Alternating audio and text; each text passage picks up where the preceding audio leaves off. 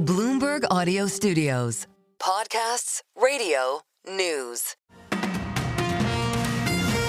Good morning, I'm Nathan Hager. And I'm Karen Moscow. Here are the stories we're following today. Karen, we begin with the latest on efforts to end the war in Ukraine. The country has agreed on a deal with the U.S. to jointly develop its natural resources. Sources say Ukraine's cabinet is expected to recommend today that the deal be signed, and President Volodymyr Zelensky is planning to travel to the U.S. on Friday to seal the agreement. Here's President Trump speaking from the Oval Office. I hear that he's coming on Friday. Certainly, it's okay with me if he'd like to, and he would like to sign it together with me, and I understand that's a big deal. Sources say the deal came together after the U.S. dropped a demand for Kiev to pay $500 billion from resource extraction to a fund as a form of aid repayment. This framework agreement would create a joint U.S.-Ukraine fund to manage future natural resource revenues. Well, Nathan, President Trump's plans to cut taxes have taken a big step forward on Capitol Hill. House Republicans have passed a budget blueprint that would make deep cuts to safety net programs like Medicaid to pave the way for $4.5 trillion in tax cuts. It's a victory for House Speaker Mike Johnson. We are going to deliver the America First agenda. We're going to deliver all of it, not just parts of it. And this was the first step in that process. House Speaker Mike Johnson's plan was in doubt for much of the day. He initially canceled a vote with 4 Republicans holding out. But after phone calls from President Trump, just one Republican, Thomas Massie, joined with Democrats in voting against it. The bill now heads to the Senate, where more changes could be made, and that could lead to more objections from House Republicans. Well, Karen, President Trump could be opening the door to a new tariff on metals. The president has signed an executive action for the Commerce Department to explore a levy on copper. Senior administration officials say it's a national security issue. The dumping and overcapacity have left U.S. weapons systems and other critical products dependent on foreign copper. The officials say it's too soon to discuss a potential rate for the tariffs. Nathan, President Trump is also making a move on immigration. The president says he will offer residency and a path to citizenship to people who pay at least $5 million on projects in the U.S. He says the plan will launch in 2 weeks and won't need congressional approval. We're going to be selling a gold card. You have a green card. This is a gold card. We're going to be putting a price on that card of about $5 million, and that's going to give you green card privileges plus. It's going to be a route to citizenship, and wealthy people will be coming into our country by buying this card. They'll be wealthy. Commerce Secretary Howard Lutnick says the move could replace the existing EB-5 visa program, which allows immigrants to acquire green cards by investing a certain amount in a U.S. business. And Karen, President Trump's plan to take over and develop Gaza may be taking shape. Trump's special Middle East envoy Steve Witkoff says they're planning a summit with real estate developers and planners in the Middle East. Witkoff isn't saying where this gathering would happen or when, but he says many countries have contacted the U.S. about being part of a permanent solution for Gaza's residents. Witkoff's comments come as Israel tries to extend a ceasefire with Hamas that's set to expire this weekend. Well, turning to the markets now, Nathan, and skepticism about potential tariffs and federal cost-cutting efforts may be taking a toll on investors. The S&P 500 has dropped more than 3% over the past 4 trading days, and the sell-off is affecting Elon Musk. His net worth fell by $22.2 billion yesterday. That's his 4th largest one-day loss. Tesla makes up more than half of Musk's fortune. That stock dropped more than 8%. Tesla sales in Europe plunged nearly in half in January. Elon Musk's favorability there has tumbled as he's inserted himself into Europe's politics. Well, Karen, the direction of markets for the rest of this week will be greatly influenced by Nvidia. The AI darling reports earnings this afternoon, and Bloomberg's John Tucker is here with a preview. This is hotly anticipated, John. Yeah, and Nathan, chip demand, China and Donald Trump, they're going to be on investors' minds as Nvidia reports after the close. The results come just over a month after the launch of DeepSeek's cheaper AI alternative. And as you know, that scared investors into thinking there may be a dramatic drop-off in demand for equipment like Nvidia's chips. And U.S. restrictions on selling to China may be a cloud. That's according to Dan Ives at Wedbush Securities. I think some of this stuff does go to the background, but no doubt it has been white knuckles to start the year. Just given you don't know what's going to come out from a regulatory perspective in terms of this U.S.-China cold tech war. Investors will want forward guidance related to Nvidia's next-generation Blackwell chip. Back in the fall, CEO Jensen Huang said demand was insane. The Bloomberg consensus call for revenue $38.25 billion pre-market. Nvidia shares up 2.5%. In New York, I'm John Tucker, Bloomberg Radio. All right, John, thank you. Well, Nvidia, of course, is one of the so-called Magnificent Seven, and it has been anything but a magnificent start to the year for the group that's powered most of the S&P 500's gains over the past 2 years. The Bloomberg Magnificent Seven index has fallen almost 10% from a December high, erasing about $1.4 trillion in value. The Mag 7 index is an equal-weighted gauge of Nvidia, along with Apple, Alphabet, Amazon, Meta, Microsoft, and Tesla. We will have full coverage and analysis of Nvidia's earnings on Bloomberg Radio and the Bloomberg podcast page on YouTube. Well, speaking of the Magnificent Seven, Karen, one of those, Apple, may be getting an iPhone ban lifted in Indonesia. Apple has signed an investment agreement paving the way for sales of the iPhone 16 to resume in Southeast Asia's largest nation. The pact is set to end a 5-month tussle that began in October after Indonesia refused to issue a sales permit to Apple, citing failure to comply with domestic manufacturing requirements for smartphones and tablets. Add Bank of America to the list of Wall Street firms scrapping DEI plans, Nathan. The bank is rolling back workplace representation targets and replacing references to diversity, citing legal changes under the Trump administration. In an interview heard right here on Bloomberg Radio, Bank of America CEO Brian Moynihan told David Rubenstein about the company's recent inclusion efforts. We have a very diverse company in terms of representation from all economic stratas, all races, all ethnicities. Once they get in, the opportunity is there of a lifetime. We equal pay for equal work, the ability to promote, we train, we do all the work. And so the idea is that's an opportunity. Bank of America CEO Brian Moynihan says the bank will no longer have aspirational goals for diversity and inclusion and will replace references to diversity with talent and opportunity in its annual report. Finally, Karen, we want to let you know about something new for Bloomberg.com subscribers. Get the Going Private newsletter. It's delivered to your inbox Wednesdays and Fridays, bringing you coverage of private markets and the forces moving capital away from the public eye. Subscribe to the Going Private newsletter now at Bloomberg.com/Going Private. Time now for a look at some of the other stories making news in New York and around the world. And for that, we're joined by Bloomberg's Michael Barr. Michael, good morning. Good morning, Karen. New Jersey Governor Phil Murphy has unveiled a $58.1 billion budget proposal for the fiscal year starting July 1st.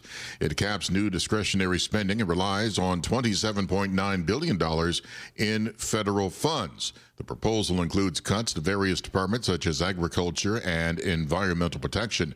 Murphy, in his address at the state capitol in Trenton, also says working families have been pummeled by rising prices, with the noise of chaos louder than ever in Washington. We need to keep fighting with every fiber of our being for our children, workers, parents, senior citizens, and every New Jerseyan who is struggling to get by. The NTSB and FAA are investigating a close call at Chicago's Midway Airport between a Southwest Airlines Boeing 737 and a business jet. As the Southwest flight from Omaha was touching down, the business jet crossed the runway in front of it. The Southwest pilots, right as the wheels were about to touch the runway, pushed the throttles up and took off. Air traffic controllers could be heard telling the business jet not to cross the runway, but it did anyway. Retired Marine fighter pilot Colonel Stephen Ganyard. If the Southwest crew hadn't been so alert and seen this aircraft crossing the runway, this could have been a terrible, terrible tragedy. The White House says its officials will determine which news outlets cover President Donald Trump. White House Press Secretary Caroline Leavitt.